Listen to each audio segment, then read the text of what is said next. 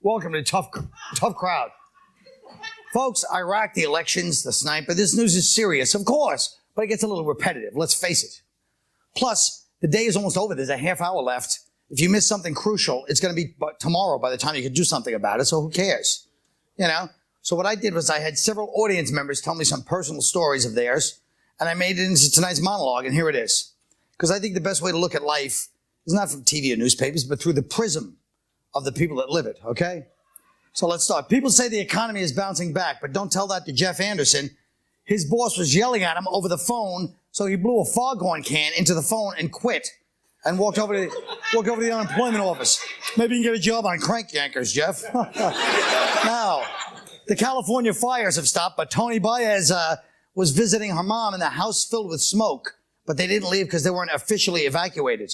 Don't try to break up with her, boys. She don't scare off too easy. In crime news, Jeff Cairns, a San Francisco cop, got into a fight at the courthouse with a robbery suspect who didn't like the verdict. Mr. Cairns is recovering nicely in the studio audience here in New York City.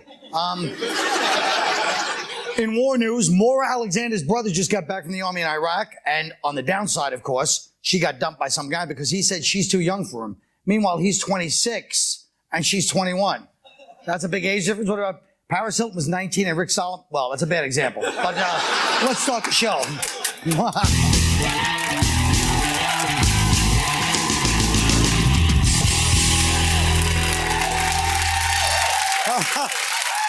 That was fun, you know? Congress is proposing a law that will allow the police to collect DNA profiles from people arrested as opposed to those convicted of crimes. The ACLU is saying DNA contains genetic information, should be kept private. I mean, let's face it, at this point, the ACLU looks for the case that'll piss people off the most, and then they take it. Is that what's happening? You can take a person's DNA for the purpose of trying to see if they're in the crime, if they were convicted of, if they were involved in the crime. But if they are not convicted, that stuff has to be destroyed. They cannot keep it for you're saying so you can keep it to check them out, but they're you keeping can't this keep stuff, and they're acting like it's difficult to destroy this stuff. I've never had a problem I destroy DNA every night. I throw the... That's what I say. I throw the tissue into the wastebasket. Any opportunity for me to masturbate into a cup, I'm okay with. So that's the same thing. All right, let's move on. What about this drug raid at the high school in South Carolina? Here's the surveillance camera, and the officials and parents are outraged. The kids are handcuffed. Watch this. Here goes the cops. Ready? They come running and busting out. There's a guy in the army uniform. Look at that. And they're busting over there. Oh, no. Look at this. Yeah. Here he goes. He threw him down with the old cop knee technique they got, you know? Cairns, what do you think of this? Look, we have a live San Francisco cop here, but it's South Carolina, but, you know, we don't know the news. Now, look, after all this, they didn't find drugs. It was a drug raid. They got called by the principal. Now, what do you guys think about this? Good, bad, or Rich? See, me, I'm old school. I remember the days of 21 Jump Street. I think we should send in Dustin Gwen and Peter DeLuise. They probably need the work, and no one's going to recognize them. Even I thought that was a little much. This isn't Crete High School. Now, you had a recent incident with a guy with a gun in your face. What happened? Not recent. A few years ago. My cops went after you. Yeah, my buddy's car got stolen, and then he got it back, but they failed to take it off the computer. Right. So we were driving up to Maine to some family cookout. Next thing you know, we have 8 state troopers chasing us. I didn't even know they had computers in Maine. What the hell is that all about? They really were targeting you, weren't they? But what happened? And they pulled us over, and 6 cops got out, you know, with their guns drawn, and, you know, I crapped my pants, so I sort of feel bad for these colored kids. So is that where they got the DNA?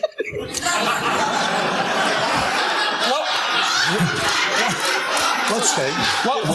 What was that, Mr. Carter?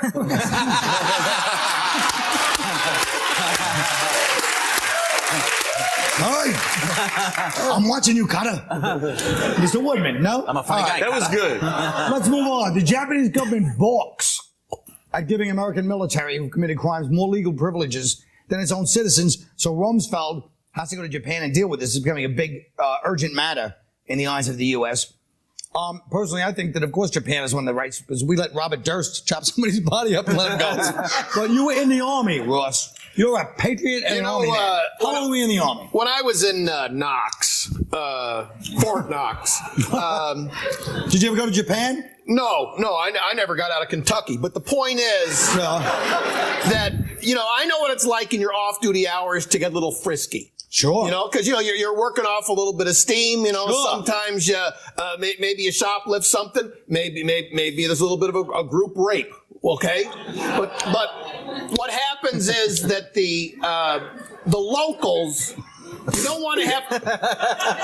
I was going to do that when he said it, but I didn't have the water in my mouth, so I didn't. Yeah. Well, it was the principle of the thing. We'll cut it together. Great timing. That's tremendous. Wipe your chin, will you? Jesus. Well, it's not like, hey, you don't like, you know, Will Ferrell. I is keep like looking nice at guy you, to and work. it's like looking at like a retarded Treat Williams. Oh, my God. And I just You know what I like? This is, and I have a lot. Let me just say something. This is the part of the show, which, by the way, I swear to God, I love this show. But this is the part of it I hate. It's like dumb people when they get together. Instead, they just go right for something personal. Instead of arguing about the issue, hey, you're fat and black, like retarded Tree Williams. What about Tree Williams? That's what we like. That's what we like. Not you, him. Why don't you go to hang out with Janine or something? This is what we do here. The bottom line is this.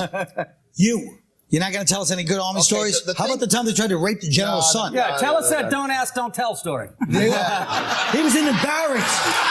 He had to save the general's son from getting raped in Kentucky. The guys came from Detroit. They were scared. They came down and had their penises out. And then Ross was the big savior of the day. Okay. Meanwhile, the general's son, as you said, he probably wanted it. Is that what you're telling me the other day? Didn't you say he ended up being... First off, they do ask you when you go in. They sat you at a table and they go, have you ever had sexual contact with a male? And I said, well, how do you do? I was just acting like you probably reacted in 1970, whatever. I said, well, what do you consider sexual contact? And then I had to go to another room, and they spoke to me for a while. But you go watch these messages created especially for your demographic. I'll stay here alone with these people.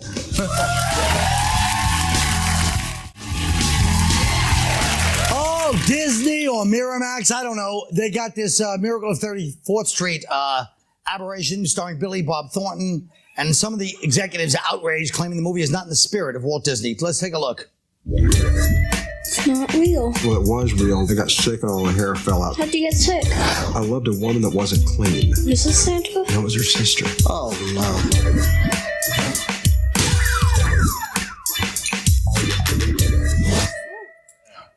Now, let's never mind that, aside from being controversial, it's like an SNL sketch that got cut after Dress in the 80s.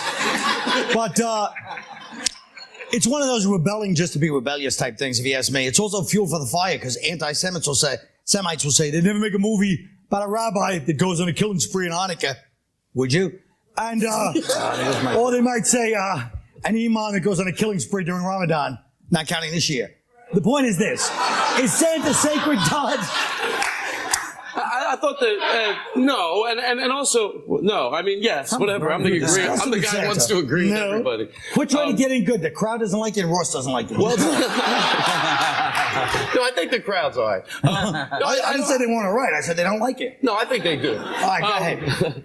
I think that I was more surprised that Disney. What are you laughing at? I don't know. I'm nervous. I'm on TV. I was more surprised that Disney acted like they were appalled, because they really don't care. Because if it really bothered them, they would have pulled the movie. Like, if there was child molestation in the movie, they found out about it, they would go, we're pulling it. So they've proven that they really don't care, which is just that they try to act like they do. So pull the movie. Forget about bad Santa. How about bad priest?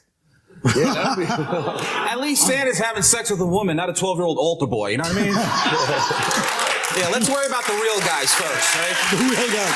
I don't see how you can take just a holiday figure like Santa Claus and say that he's sacred. I mean, if it was Jesus on the cross with a okay, I think that'd be a difficult sell. I think you're going to have to go in the other room here, too. You're going to have to. Yeah, I'm sure there's some art exhibit right now that has Jesus on a cross with a by the way.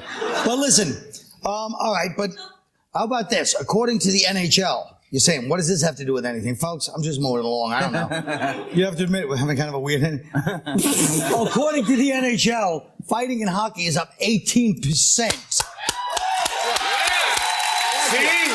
And it's not just the usual suspects. Now the big stars are getting into it as well. Well, I think, personally, I think it's going to be more exciting once it starts to get more interracial in hockey. Yes. And you have like all black, all white teams fighting, then people will really start watching. But Nick, what do you think? Is hockey You know who thinks there's too many fights in hockey? Soccer moms and guys who like the ice capades. That's who thinks there's too many fights. It's up, they said it's up 18.5%. What's Right. 0.5% of a fight? What, do you get a guy in a half Nelson? What is that? It's boring right now. Fighting It really is is. fun. It shouldn't be like the 70s where like both benches would empty every 3 minutes, even though that was kind of fun. You know what, though? But now it's boring as hell, right, Treat? Yes. I would watch anything. Anything that has fighting is fun. I would watch badminton if they beat the shit out of each other. You know? Sort of. You know what I say? Oh, now the Canadians want to fight, don't they? There you go. Oh, that was a good one. Let me tell you something. I don't care about them. It's just Canadian guys with bad mullets and New England Italians who are too short to play football. I don't watch commercial TV, but listen. Now, wait a minute. What kind of thing is it? What does that mean? His commercial voice TV? keeps cracking. What are you, 11? What are you trying to say? Who says I don't watch commercial Hey, your TV? mom's a whore. Your mom's a whore. You know what, Todd? You're fat. He doesn't like the show. Hey, you stupid. You know what, Yes. What? I'm getting Todd? in. We don't appreciate. That lady in the third row, your dad's Shut your trap. You know what? You're trying to oversimplify and reduce the show as if that's all it is. I was Stupid. not. I swear to Shut God. your mouth. Now listen. Give him a hockey stick. It's been a demonstration of Tourette's syndrome. You know what? I grew up in New York. You know what I say? Screw hockey, baby. How do you like that? Yeah. You're one. Yeah, let's play hoops. Yeah, let's play hoops, Those baby. guys are well-trained athletes. Woohoo. We got practice today? Oh, hush up. Today's commercial is tomorrow's nostalgia. Go watch, and you'll be.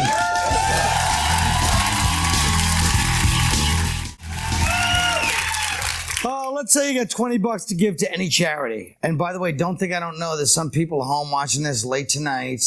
Oh, I wish you had more money for beer, whatever you kids like to buy. I wish you had just 20.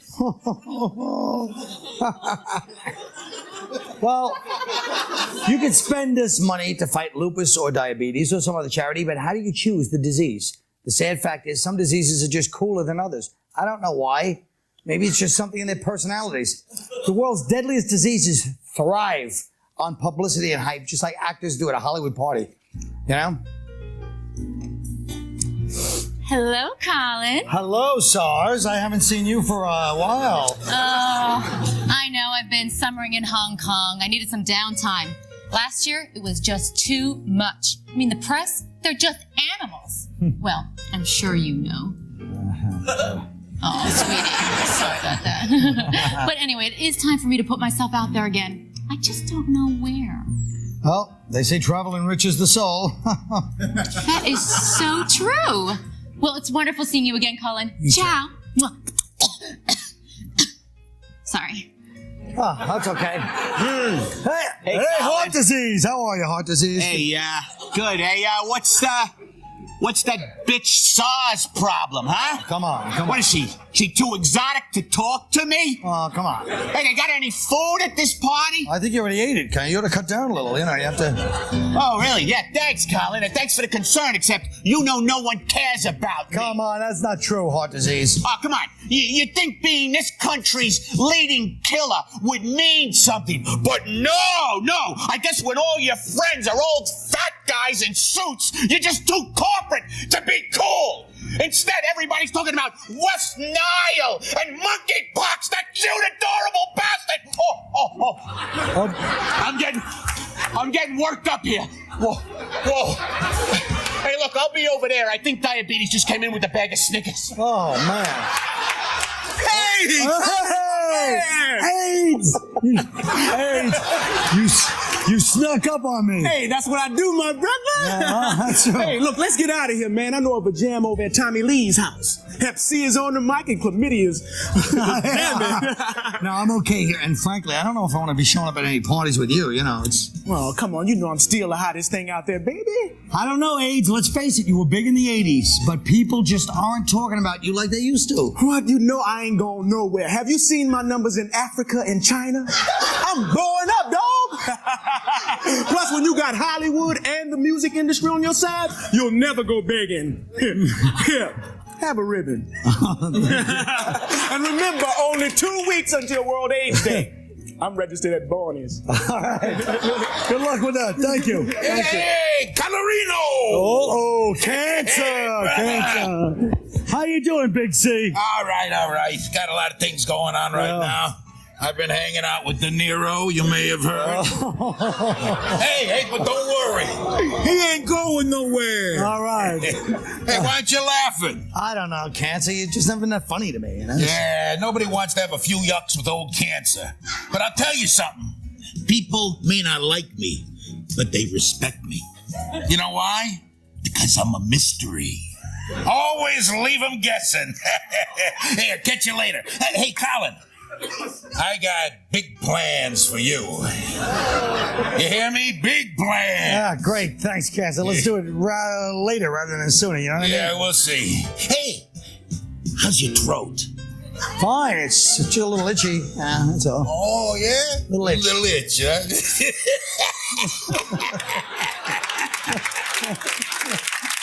Hey, you know, all this party, frankly, is starting to creep me out. Maybe it's time to get out of here. Glaucoma, rickets, come on, we're going home. Oh, we'll spend that $20 on something worthwhile. Hey, gambling is a disease, right? We'll just buy some lotto tickets.